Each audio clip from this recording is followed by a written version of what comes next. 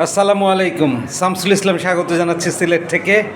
কি চমৎকার একটা ম্যাচ! মাহমুদুল্লাহ রিয়াদ রংপুরের সকল শঙ্কাকে উড়িয়ে দিয়ে মাত্র 16 বলে 34 রানে অপরাজিত থেকে তিনি ম্যাচটা শেষ করে এসেছেন এবং ম্যাচ সেরার পুরস্কার পেয়ে গেছেন।